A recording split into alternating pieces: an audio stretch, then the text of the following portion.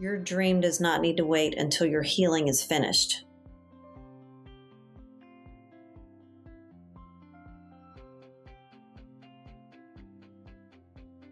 Being an influential woman means using what I've walked through to help someone else find their way.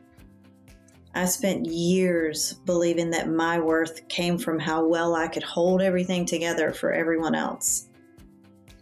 But healing taught me something different. My voice matters.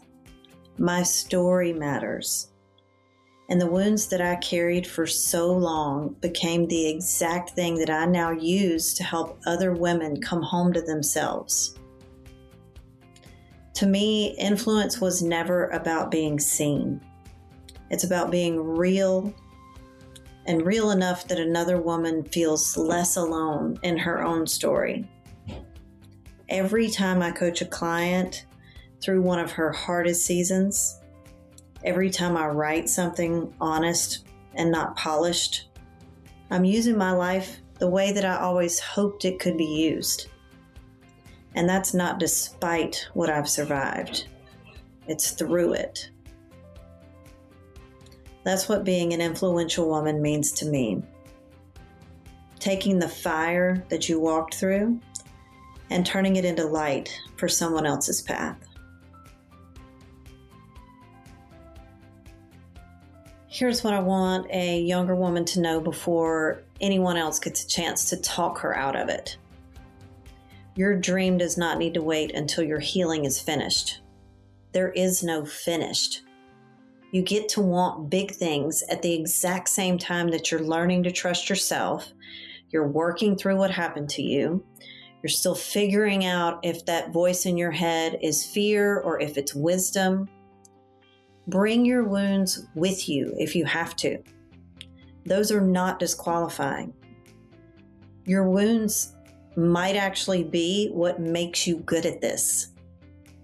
I'm living proof of that. Taking care of yourself along the way is what makes that climb sustainable. So prioritize rest before you hit burnout, not after. Say no before something drains you completely, not once it already has. The woman who takes care of herself while she builds outlasts that one trying to prove that she deserves what she wants. Also, measure your progress against your own compass. Someone's always going to have more. They'll have it sooner. They might have it easier. But that wasn't the race you were actually running anyway. The only comparison worth making is who you were a year ago against who you're becoming now. Just one honest choice at a time. You are allowed to want enormous, fantastic things and still be healing while you want them. You're allowed to rest and still be ambitious. You're allowed to move at your own pace and call that wisdom instead of falling behind. So keep going. The fear doesn't usually leave, but somewhere along the way, you get to decide that fear doesn't get the final say.